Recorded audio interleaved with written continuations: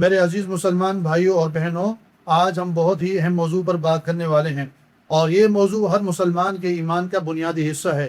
انشاءاللہ آج کی کلاس میں ہم جانیں گے کہ اسلام میں کتنی چیزوں پر ایمان لانا ضروری ہے، اور اس کے علاوہ حضور صلی اللہ علیہ وسلم نے کون کون سی باتیں بتائی ہیں کہ جو ہر مسلمانوں کو ان باتوں کو قبول کرنا چاہیے اور ان باتوں پر ایمان ہونا چاہیے۔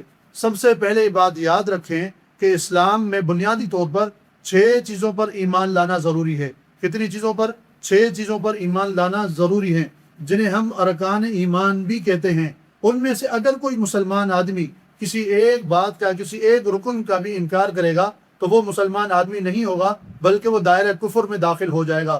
تو سب سے پہلے ان 6 چیزوں کو، 6 بنیادی ارکان کو صحیح طریقے کے ساتھ سیکھیں، اور اس کے بعد پھر اپنے بچوں کو بھی سکھائیں۔ سب سے پہلے یہ بات یاد رکھیں کہ وہ 6 ارکان کون سے ہیں۔ وہ 6 ارکان یہ ہیں کہ جن ارکان پر ایمان لانا بنیادی طور پر مسلمان کے لیے فرض ہے۔ وہ 6 ارکان یہ ہیں۔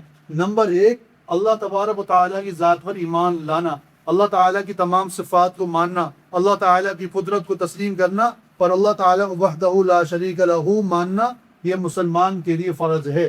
اور دوسرے نمبر پہ کیا ہے کہ اللہ تعالیٰ کے جتنے بھی فرشتے ہیں ان تمام فرشتوں کو ماننا، ان فرشتوں پر ایمان رکھنا مسلمان کے لیے فرض ہے۔ اور تیسرے نمبر پہ کیا ہے کہ جتنی بھی کتابیں اللہ تعالیٰ نے مسلمانوں پر نازل فرمائی، نبیوں پر نازل فرمائی، 4 کتابیں اللہ تعالیٰ نے نازل فرمائی ہیں۔ کون کون سی کتابیں ہیں؟ تورات، زبور اور انجیل اور قرآن مجید۔ یہ 4 آسمانی کتابیں ہیں۔ ان 4 آسمانی کتابوں پر مسلمانوں کو یقین ہونا چاہیے اور مسلمان کا ایمان ہونا چاہیے۔ اور چوتھے نمبر پہ یہ ہے کہ رسولوں پر ایمان لانا بھی مسلمان کے لیے فرض ہے۔ آدم علیہ السلام سے لے کر جناب رسول اللہ صلی اللہ علیہ وسلم تک جتنے بھی رسول آئے ہیں دنیا کے اندر، ان تمام رسولوں کو تسلیم کرنا اور ان پر ایمان رکھنا مسلمان کے اوپر فرض ہے۔ اور نمبر 5 پہ ہے آخرت کے دن پر ایمان لانا، یعنی قیامت کے دن پر ایمان لانا بھی مسلمان کے اوپر فرض ہے۔ اور چھٹے نمبر پہ یہ ہے کہ تقدیر پر ایمان رکھنا، تقدیر پر ایمان رکھنا، اچھی یا بری تقدیر، مسلمان کا اس پر یقین ہونا، ایمان ہونا فرض ہے۔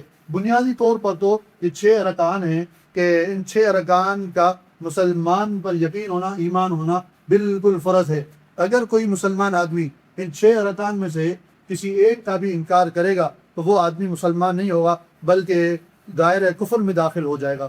اور ان 6 ارکان کے علاوہ جو باتیں رسول اللہ صلی اللہ علیہ وسلم نے ہمیں اور آپ کو بتائی ہیں، ان باتوں کو حق سمجھنا، ان پر ایمان رکھنا بھی فرض ہے، جیسے کہ قیامت کا آنا، اور اسی طریقے سے حساب و کتاب کا ہونا، معراج کا سفر ہونا، اور قیامت کے دن حساب و کتاب ہونے کے بعد جنت میں یا دوزخ میں جانا، ان باتوں پر یقین رکھنا اور ایمان رکھنا بھی فرض ہے۔ تو آج کے سبق کو خوب اچھے طریقے سے سمجھیں، ان بنیادی ارکان کو اچھے طریقے سے یاد کریں، اور اس کے بعد اپنے بچوں کو بھی بتائیں، اپنے بچوں کو بھی سکھائیں، تاکہ ہمارے اور آپ کے بچوں کی تربیت اچھی ہو۔ اللہ تبارک و تعالی ہمیں اور ہمارے بچوں کو فرما بردار بننے کی توفیق عطا فرمائے۔